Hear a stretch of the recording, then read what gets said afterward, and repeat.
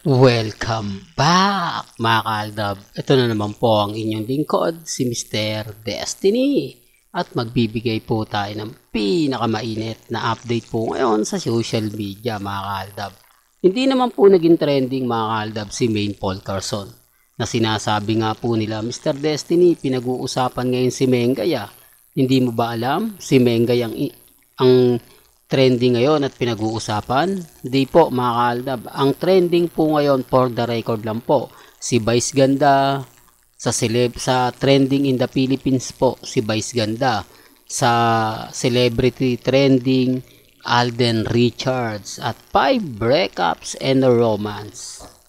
At ang Manila Film Festival o MMFF. Dito pa lang may mali na di po ba? Paano nga po ba magte-trending pinalitan lang ni Mengay Kuno?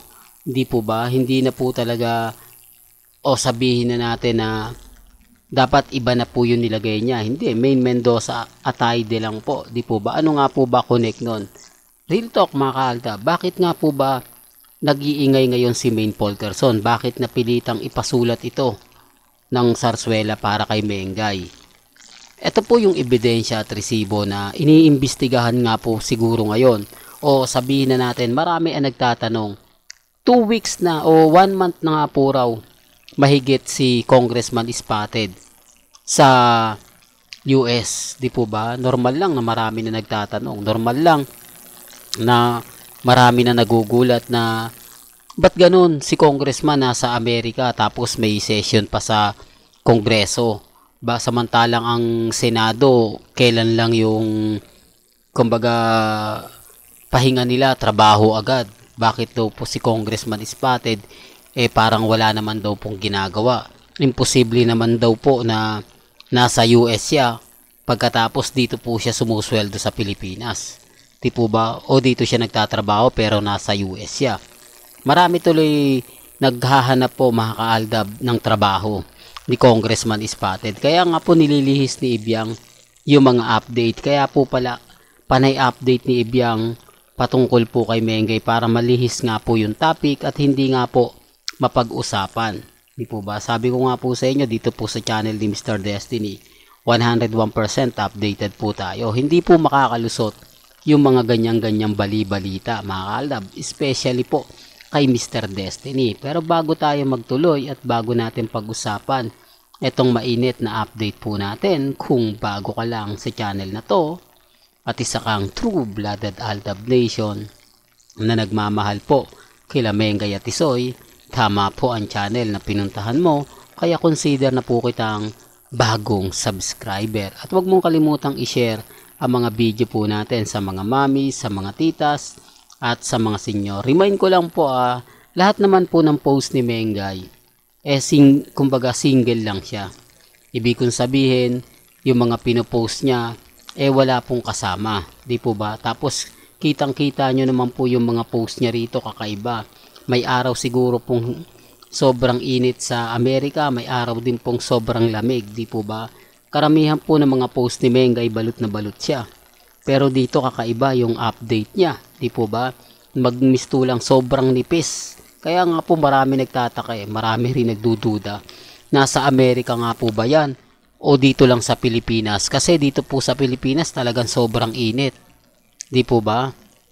Real to, kaya kailangan mo magganyan. Kailangan mo lang magsando para mabawasan yung init. Grabe, pag sumapit po ng tanghali, alas 10, mainit na. Kahit sabihin na natin nag-uulan dyan Mr. Destiny mainit pa rin po mga kaaldab. Sinasabi ko lang po yung totoo sa mga hindi naniniwala. Nire-respeto ko po kayo at ginagalang. Isa po kasi ito sa maililihis po yung gusto nilang pag-usapan. Maililihis po yung gusto nilang kumbaga ilabas. Di po ba? Katulad nito, ito lang po yung inilabas pero marami na nagre-react.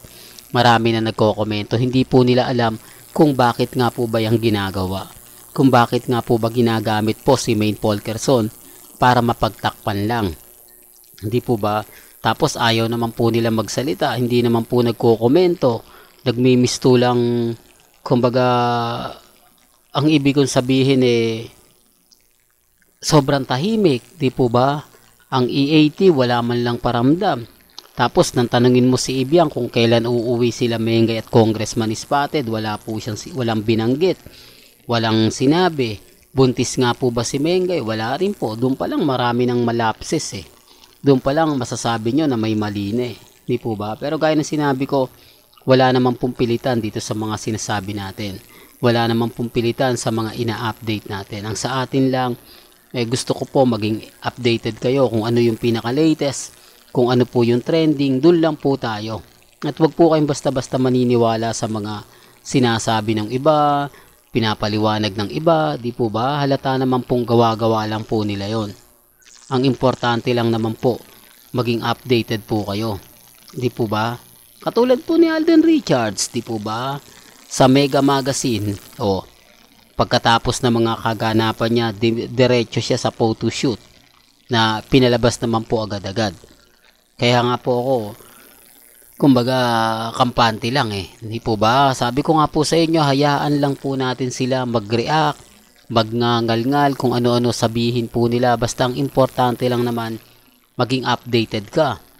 Yun naman po yung maganda eh. At least hindi ka po nabe-brainwash. Kung sakasakaling may magmistulang sabihin na may ganap, wala namang ganap. Di po ba? Tatanungin mo bakit ayaw nilang sabihin kung totally babalik na nga po ba o hindi, kasi maraming mga fans ang umaasa, maraming mga kumbaga ilang netizen ang nag-aantay, hindi po ba, nagsasabing ganito, nagsasabing ganyan. Sabi ko nga po sa channel lang po ni Mr. Destiny, lahat po ng mga gusto nyo pong malaman, lahat po ng mga gusto nyong i-update, pabor man o hindi, kailangan po 101% kayo. Sa mga nagsasabi na fake news ako, sa mga nagsasabi ng ganito, ng ganon, okay lang naman po yan. At least, nabibigay ko po yung gusto ninyo. Nabibigay ko yung mga update na gusto nyo pong malaman. Sabi ko nga, kahit hindi po sa atin pabor, kahit po pabor to sa kay congressman, sa mga army, main fanatics, kailangan din po nyong maibalik. Kailangan nyo din pong malaman. Di po ba? Remind ko lang po, hindi po yan trending sa social media. Normal lang po yan. Ni hindi nga po umangat ang pangalan ni Maine Polkerson. Halata po kasing paggagamit lang eh. Ang mainit po ngayon, si Vice Ganda at si Alden Richards. Yan po yung katotohanan na kahit balibalik ta rin nila ang social media, yun at yun pa rin po yung lalabas. Ibig sabihin lang po niya mga kaldab, marami na nga rin po siguro ang naiinis kay Maine Polkerson dahil wala nga po siyang update eh. Well, hanggang dito na lang po yung updates natin ha. Kaya kung gusto nyo ba po ng pinaka-latest at sariwang update, abay tutok lang po kayo dito sa channel ni Mr. Destiny para updated po kayo sa mga latest at sa mga bagong video po na ilalabas po natin maya-maya lang. Hanggang sa muli, salamat po sa panonood at pakikinig.